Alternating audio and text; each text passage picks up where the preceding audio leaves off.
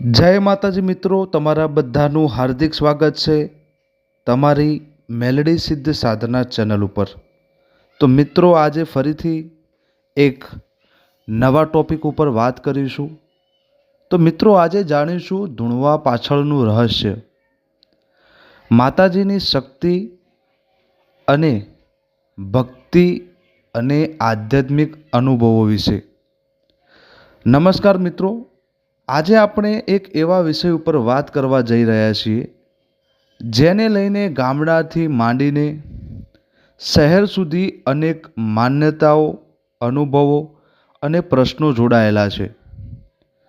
વિષય છે માતાજીના નામે ધૂણવું। શું ખરેખર માતાજી પંડમાં પ્રવેશે છે કે આ એક આધ્યાત્મિક અનુભવ છે? ઘણા લોકો કહે છે કે જ્યારે માતાજી આવે છે ત્યારે શરીર કંપે છે, આંખો બદલાઈ જાય છે, અવાજ બદલાઈ જાય છે અને માણસ ધૂણવા લાગે છે।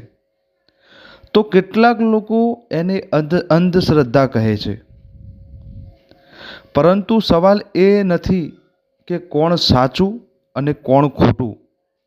સવાલ એ છે કે આ અનુભવ પાછળનું આધ્યાત્મિક, માનસિક અને ધાર્મિક રહસ્ય શું છે। આ વિડીયોમાં આપણે કોઈને ડરાવવાના નથી, કોઈ અંધવિશ્વાસ ફેલાવવાનું નથી અને કોઈના વિશ્વાસની મજાક પણ કરવાની નથી।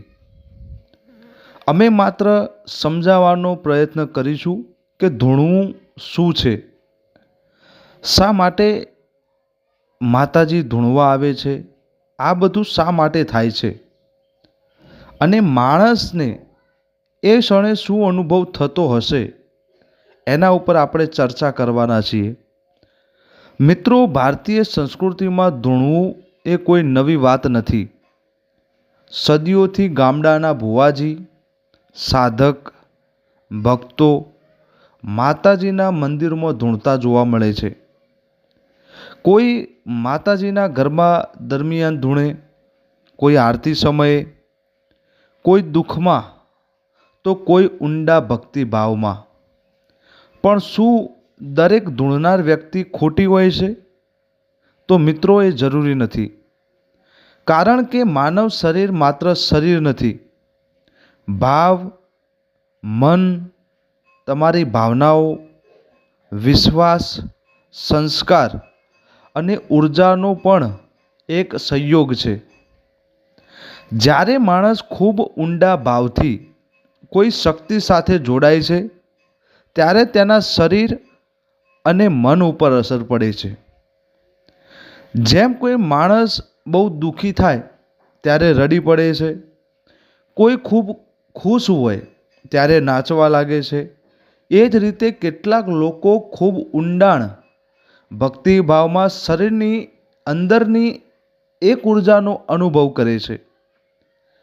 ઘણા ધાર્મિક સ્થળોએ ઢોલ, નગારા, શંખ, ઘંટ, આરતી અને મંત્રોનો ઉપયોગ થાય છે। આ બધું માત્ર પરંપરા નથી, તમે ઘણી જગ્યાએ આ બધી વસ્તુ જોઈ પણ છે, પણ આ બધું ખાલી પરંપરા નથી। આ અવાજો મનને એક વિશેષ સ્થિતિમાં લઈ જાય છે।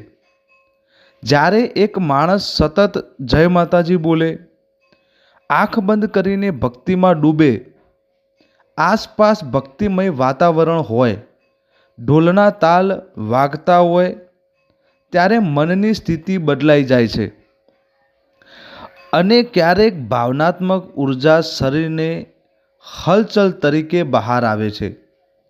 કેટલાક લોકો એને માતાજી આવે એવું કહેવામાં આવે છે અને કેટલાક આધ્યાત્મિક જોડાણ।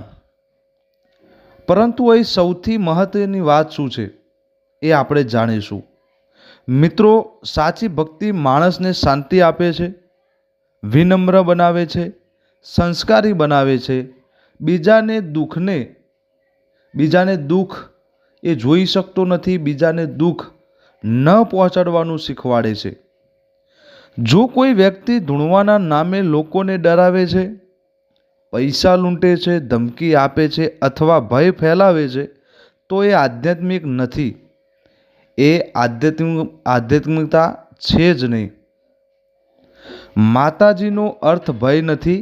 માતાજીનો અર્થ છે શક્તિ, કરુણા અને આશ્રય.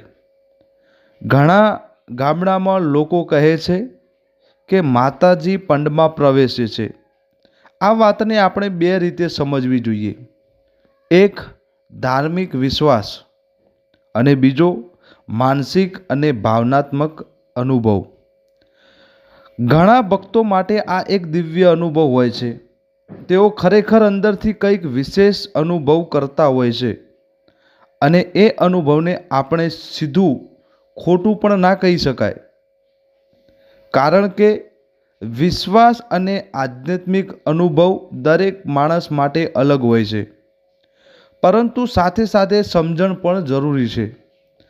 દરેક ધૂણવું દિવ્ય શક્તિ જ હોય એવું જરૂરી નથી.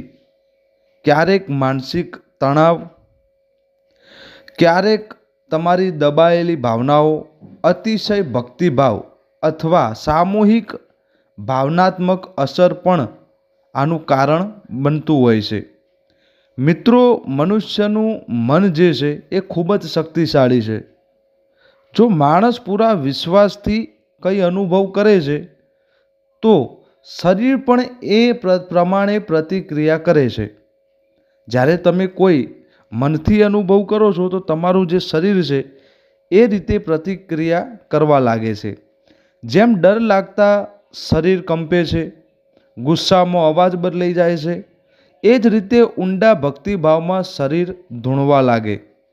એ શક્ય છે. અહીં પ્રશ્ન સાચું કે ખોટાનો છે જ નહીં. અહીં પ્રશ્ન છે આ અનુભવ માણસને ક્યાં લઈ જાય છે. જો ભક્તિ માણસને સારા માર્ગ ઉપર લઈ જાય, માતા પિતાનું માન કરાવે, વ્યસન છોડાવે, સત્ય બોલવાનું શીખવે, તો એ ભક્તિમાં શક્તિ છે. પણ જો ભક્તિના નામે માણસ અંધ બની જાય, ડૉક્ટરની સારવાર છોડે, ડરથી જીવવા લાગે, અથવા દરેક વાતમાં અશુભ અને પ્રેત જોડવાનું શરૂ કરી દે, તો ત્યાં સમજણ જરૂરી બની જાય છે. સાચો ધર્મ ક્યારેય ડરવાનું શીખવાડતો જ નથી. સાચી આધ્યાત્મિકતા માણસને અંદરથી મજબૂત બનાવે છે. મિત્રો, ઘણા લોકો કહે છે કે અમારે પોતાની આંખે અમે ચમત્કાર જોયા છે, અને ઘણા લોકો કહે છે કે આ બધું મનનો ખેલ છે.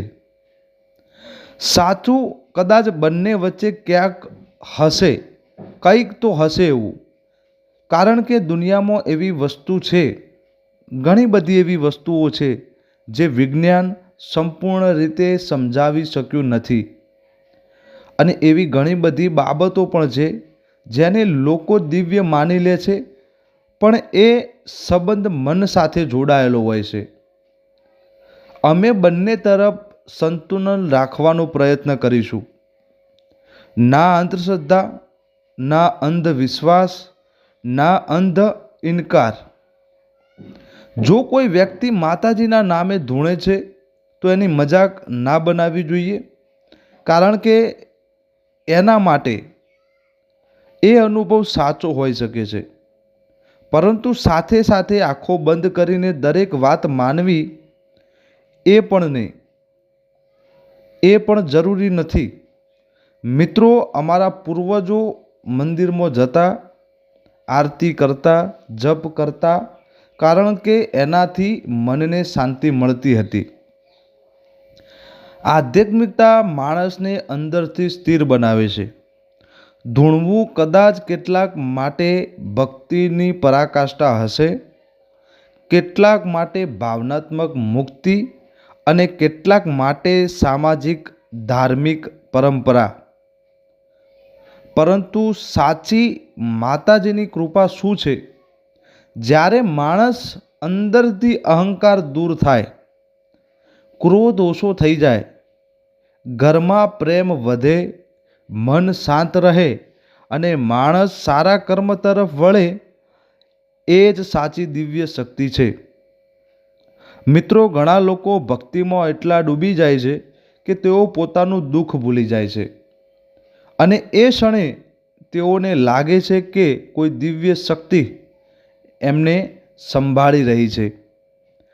આ અનુભવને સંપૂર્ણ ખોટો પણ ના કહી શકાય, કારણ કે માનવ મન અને વિશ્વાસનું જોડાણ ખૂબ જ ઊંડું છે. પરંતુ એક વાત હંમેશા યાદ રાખવી, માતાજી ક્યારેય કોઈને નુકસાન પહોંચાડવાનું નથી શીખવાડતા. માતાજી ક્યારેય ડરાવવાથી કે તમને ધમકી આપી કે ડરાવીને ભક્તિ કરવાનું નથી કહેતા, અને સાચી શક્તિ ક્યારેય દેખાડો ના કરે.